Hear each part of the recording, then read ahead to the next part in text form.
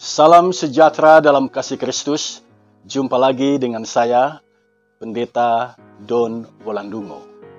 Orang yang menyerukan nama Tuhan, apakah dia pasti selamat?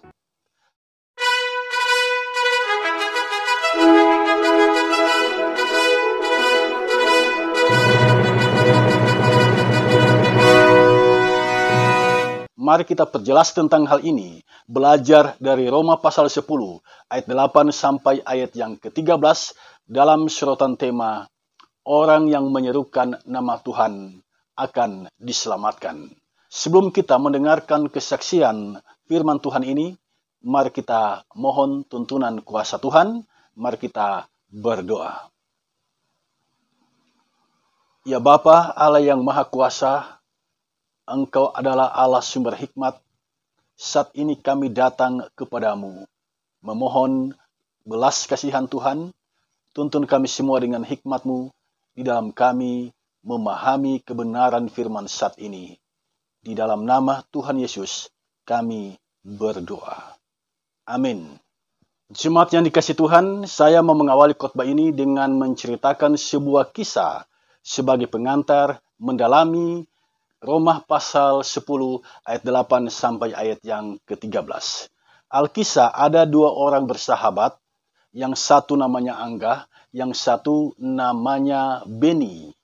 Pada suatu ketika mereka pergi melaut mencari ikan, tiba-tiba bertiuplah angin yang sangat keras dan mereka tenggelam di laut lepas. Mereka berusaha untuk menyelamatkan diri, mendorong perahu itu ke darat, tetapi sia-sia. Angin semakin kencang bertiup dan ombak semakin besar. Ketika tubuh mereka semakin lemah, tiba-tiba Angga teringat pesan kakeknya. Kakeknya dulu pernah berkata, jika engkau berada dalam keadaan yang sulit dan butuh pertolongan, engkau harus berseru memanggil namaku. Angga segera mempraktekkan pesan dari kakeknya ini. Dia segera berseru memanggil nama kakeknya. Apa yang terjadi selanjutnya? Tiba-tiba muncullah di hadapan mereka jin raksasa. Lalu jin ini berkata kepada Angga, ajukan satu permintaan, maka aku akan mengabulkannya. Angga segera teringat bahwa sekarang dia sedang menderita. Itu berarti dia merindukan adanya makanan yang lezat. Karena itu dia berkata kepada jin ini, hai jin, saya punya satu permintaan. Untuk saat ini kirimlah aku ke Jakarta dan hidangkanlah bagiku makanan yang enak. Apa yang terjadi dalam sekejap? Angga sudah berada di Jakarta dan di depannya ada makanan yang enak-enak. Angga bersuka cita dengan hal ini. Dan beberapa jam berlalu, Angga larut dalam sukacitanya. Dia melupakan ada temannya yang bernama Beni yang sedang berjuang menyelamatkan dirinya di laut lepas. Nah, setelah beberapa jam berlalu, tiba-tiba jin ini muncul di hadapan Beni. Nah, Beni saat itu sedang kedinginan, tubuhnya sedang lemah, dan ada satu hal yang harus kita tahu. Dia sangat marah pada Angga, dia sangat kesal pada Angga. Ketika jin memintanya untuk mengajukan satu permintaan, apa kata Beni? Jin, saya minta agar Angga dikembalikan di laut ini. Apa yang terjadi? Dalam sekejap, Angga sudah berada di laut itu bersama dengan Beni. Nah, setelah beberapa menit berlalu, Angga maupun Beni menyesali permintaan mereka. Jemaat yang dikasihi Tuhan, cerita ini saya letakkan di awal khotbah ini untuk mengajak kita berpikir serius. Apakah konsep keselamatan yang kita pahami selama ini sama persis dengan cerita tadi, di mana ketika Angga berseru memanggil nama kakeknya, dalam sekejap dia diselamatkan. Apakah orang yang setiap hari menyerukan nama Tuhan, orang tersebut pasti selamat? Orang yang berseru kepada Tuhan, dia pasti selamat. Pemahaman keselamatan yang semacam ini ada baik buruknya. Kabar baiknya, keselamatan itu hanya ada di dalam Yesus Kristus Tuhan kita. Tidak ada keselamatan bagi orang yang tidak berseru kepadanya. Kabar buruknya, orang bisa saja mengatakan, begitu mudahnya jalan keselamatan, begitu mudahnya orang selamat, begitu mudahnya orang masuk surga, hanya dengan menyerukan nama Tuhan, dia pasti selamat. Saudara yang dikasihi Tuhan, di dalam Roma pasal 10 ayat yang ke-13, kita menemukan kalimat ini, sebab barang siapa yang berseru kepada nama Tuhan akan diselamatkan. Kita mendapatkan kesan setelah membaca ayat ini, bahwa orang yang berseru kepada Tuhan, dia pasti diselamatkan. Pertanyaan kita adalah, berseru yang seperti apa? Apakah berseru seperti dalam cerita tadi? Seperti Angga yang berseru memanggil nama kakeknya, dalam sekejap dia langsung diselamatkan. Apakah seperti itu? Agar kita tidak salah kaprah, mari kita letakkan ayat ini dalam konteksnya. Kitab Roma adalah sebuah kitab yang ditulis oleh Paulus. Ini adalah tulisan Paulus yang terpanjang dalam suratnya. Surat ini ditulis oleh Paulus ketika dia sedang melayani di kota Korintus. Surat ini ditulis tahun 57 Masehi. Paulus menulis surat ini dibantu oleh sekretarisnya yang bernama Tertius. Saudara sekalian, kitab Roma ini berisi ulasan teologi dari Paulus. Dan salah satu topik yang diangkat oleh Paulus adalah soal keselamatan. Bagaimanakah pengajaran Paulus tentang keselamatan? Mari kita arahkan perhatian kita ke dalam ayat 8 bacaan kita saat ini. Disebutkan di sini bahwa firman itu dekat kepadamu, di dalam mulutmu dan di dalam hatimu. Mengapa Paulus mengatakan firman itu dekat? Dekat di dalam mulutmu dan di dalam hatimu. Paulus menjelaskan dalam ayat 9.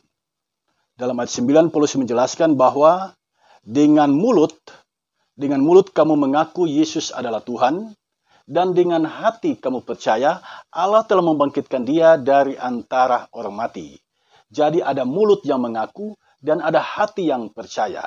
Nah, orang yang mengaku Yesus adalah Tuhan dan yang percaya bahwa Allah telah membangkitkan dia dari antara orang mati, orang-orang ini tidak akan dipermalukan. Orang-orang inilah yang diselamatkan oleh Allah, yang mengaku dan yang percaya. Jadi tidak sebatas mengaku, ada juga kepercayaan yang ada di dalam hatinya. Sampai di sini jelas, orang-orang yang berseru kepada Tuhan adalah orang-orang yang telah membuat pengakuan bahwa Yesus adalah Tuhan dan percaya bahwa Allah telah membangkitkan dia dari antara orang mati. Pengertian percaya di sini bukan berangkat dari pikiran kita, bukan berangkat dari pengetahuan kita. Kita tahu baru kita percaya, bukan. Kata percaya dalam bahasa Yunani pisteuo itu berakar dari kata pistis, artinya taat. Jadi percaya karena taat. Nah, orang yang taat kepada Yesus itulah yang disebutkan di sini sebagai orang-orang yang berseru kepada Tuhan. Dan orang-orang yang seperti inilah pasti akan selamat. Percaya Yesus pondasinya adalah ketaatan. Orang yang percaya Yesus itu adalah orang-orang yang taat kepada Yesus. Bagi mereka yang tidak taat, Tuhan Yesus memberikan peringatan ini dalam khotbahnya di bukit, dalam Matius pasal 7 ayat yang ke-21. Yesus memberikan peringatan yang keras bagi mereka yang tidak mau taat. Saya akan bacakan Matius 7 ayat 21. Bukan setiap orang yang berseru kepadaku, Tuhan, Tuhan, akan masuk ke dalam kerajaan sorga, melainkan dia yang melakukan kehendak Bapa-Ku yang di sorga. Yang masuk sorga adalah orang yang taat, yaitu mereka yang melakukan kehendak Bapa di sorga.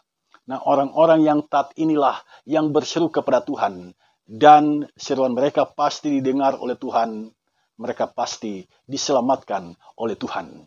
Saudara sekalian, barangkali kita bertanya, mengapa Paulus bicara tentang percaya di sini? Mengapa Paulus bicara tentang orang-orang yang berseru kepada Tuhan dan mereka pasti akan diselamatkan?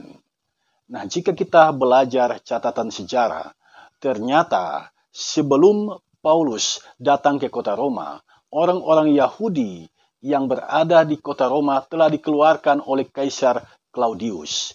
Anda bisa membaca itu dalam Kisah Para Rasul pasal 18 ayat 2. Nah, setelah orang-orang Yahudi ini keluar, beberapa tahun kemudian mereka kembali lagi ke kota Roma bersama dengan sebagian jemaat non-Yahudi.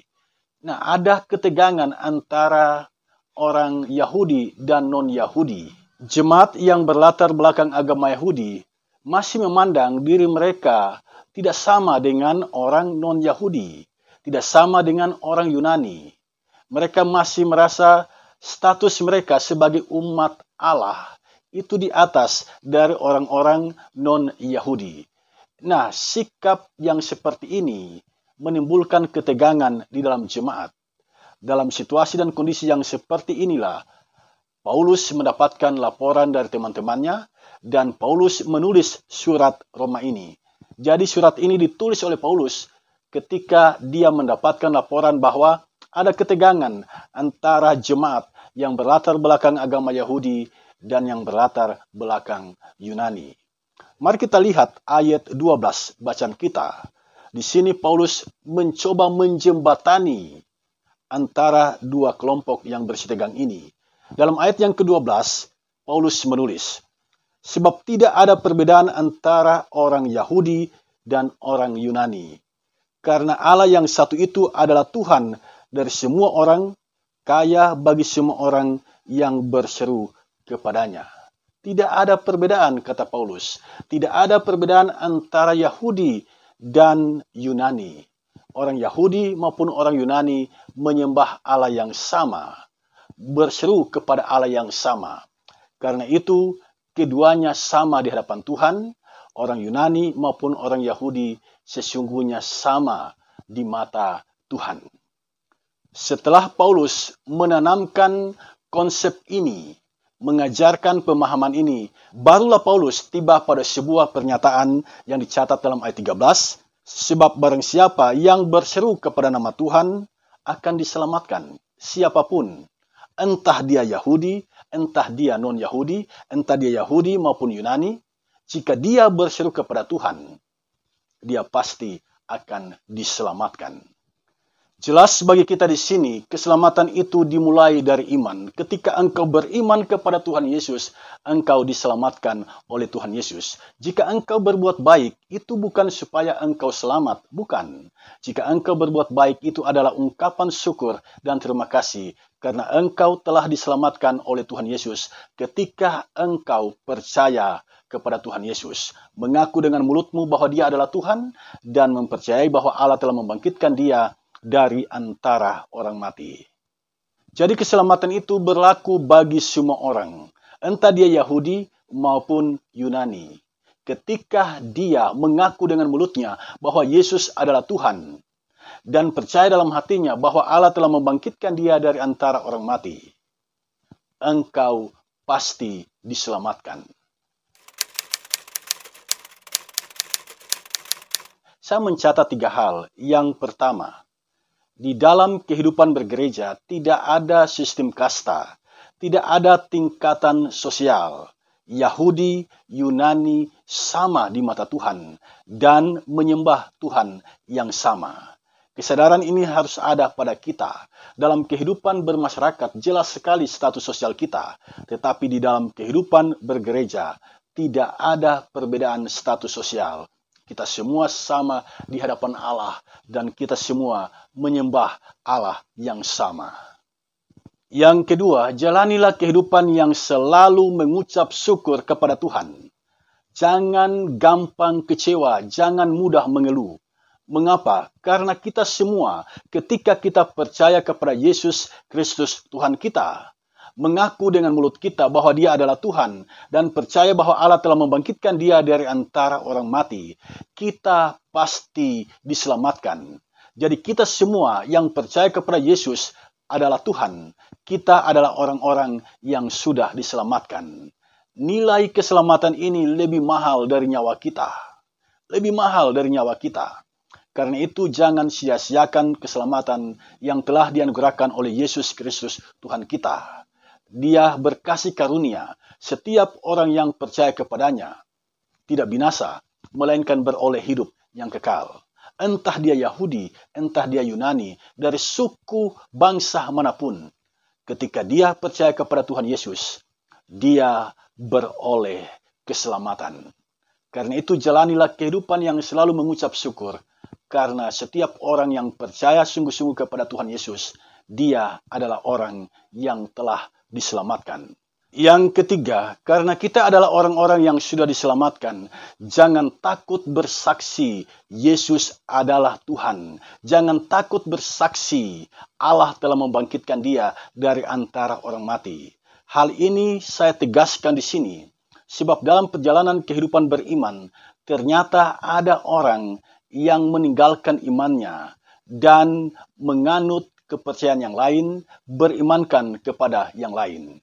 Kita jangan meniru perilaku orang-orang yang sedemikian ini. Mengapa? Sebab dalam kitab Wahyu jelas dikatakan, yang bertahan sampai akhir, yang setia sampai akhir, itulah yang pantas, itulah yang layak menerima mahkota kehidupan. Sekarang bagaimana saudara? Apakah setiap orang yang berseru kepada Tuhan Yesus pasti akan diselamatkan? Setiap hati yang percaya kepada Tuhan Yesus dan melaksanakan kehendak Tuhan, lalu dia berseru kepada Tuhan, mereka pasti diselamatkan, mewarisi kehidupan yang kekal, dan mendiami rumah Bapa yang dijanjikan oleh Yesus Kristus Tuhan kita. Amin.